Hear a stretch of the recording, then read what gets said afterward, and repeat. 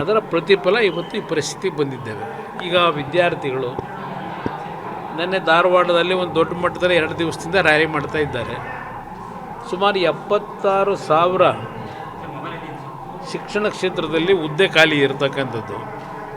ಇನ್ನು ನೀವು ಆರೋಗ್ಯ ಕ್ಷೇತ್ರ ಇರ್ಬೋದು, ಅರಣ್ಯ ಇಲಾಖೆ ಇರ್ಬೋದು, ಕೃಷಿ ಇಲಾಖೆ ಇರ್ಬೋದು, ಎಲ್ಲ ಇಲಾಖೆಗಳಲ್ಲೂ ಇವತ್ತು ಖಾಲಿ ಇದ್ದಾವೆ. ನೀವೇ ನೋಡ್ತೀರಿ, ಆಸ್ಪತ್ರೆಗಳಿಗೆ ಹೋದರೆ ಸಿಬ್ಬಂದಿಗಳ ಕೊರತೆ ಇರ್ತಕ್ಕಂಥದ್ದನ್ನು ನೀವು ಪ್ರತಿನಿತ್ಯ ತೋರಿಸ್ತಾ ಇರ್ತೀರಿ. ಇಂದ ಈ ಸರ್ಕಾರದಲ್ಲಿ ಸುಮಾರು 2.5 ಲಕ್ಷಕ್ಕೂ ಹೆಚ್ಚಿನ ಒಂದು ಸರ್ಕಾರಿ ಉದ್ಯೋಗಗಳ ಖಾಲಿ ಇದ್ದರೂ ಬೇರೆ ಬೇರೆ ಸಬಬುಗಳನ್ನು ಹೇಳಿ ಮುಂದಕ್ಕೆ ತಳ್ತಾ ಇದ್ದಾರೆ. ಈಗ ಕ್ಯಾಬಿನೆಟ್ನಲ್ಲಿ ತೀರ್ಮಾನ ತಗೋತೀವಿ ಅಂತ ಈಗೇನೋ ಹೇಳ್ತಾ ಇದ್ದಾರೆ. ಅದು ಎಷ್ಟರ ಮಟ್ಟಿಗೆ ಅದನ್ನು ಅನುಷ್ಠಾನಕ್ಕೆ ತರ್ತಾರೆ ನನಗಂತೂ ಗೊತ್ತಿಲ್ಲ. ನೋಡೋಣ ಏನು ಮಾಡ್ತಾರೆ ಅಂತೇಳಿ. ಆದರೆ ಒಂದು ಸರ್ಕಾರದ ಜವಾಬ್ದಾರಿ ಉದ್ಯೋಗವನ್ನು ಕೊಡ್ತಕ್ಕಂಥದ್ದು.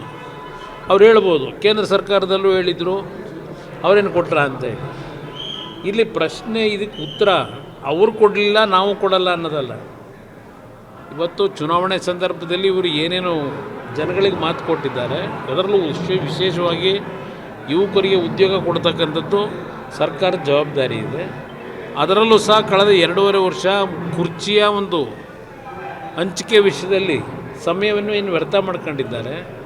ಈಗಲಾದರೂ ಸರಿಪಡಿಸ್ಕೊಳ್ಳಿ ಅಂತಕ್ಕಂಥದ್ದು ಹೇಳ್ತೀನಿ. ಹಿಂದಿನ ಸರ್ಕಾರದ ಪಾಪದ ಕೂಸು ಅವರು ಅಪಾಯಿಂಟ್ ಮಾಡ್ಕೊಳ್ಳಿಲ್ಲ ಅಂತ ನಾನು ಹಿಂದಿನ ಸರ್ಕಾರದ ಪಾಪದ ಕೂಸಿನ ಬಗ್ಗೆ ಚರ್ಚೆ ಮಾಡಲ್ಲ. ಆ ಪಾಪದ ಕೂಸಿದೆ ಅಂತಲೇ ಇವ್ರಿಗೆ 135 ಸೀಟ್ ಕೊಟ್ಟಿದ್ದಲ್ವಾ.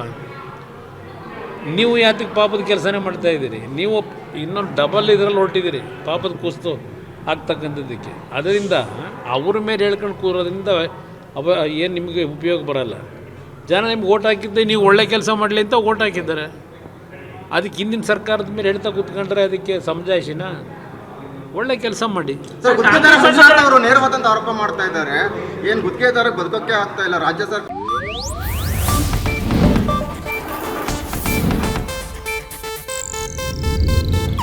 ಇದು ಏಷ್ಯಾನೆಟ್ ನ್ಯೂಸ್ ನೆಟ್ವರ್ಕ್ ಪ್ರಸ್ತುತಿ.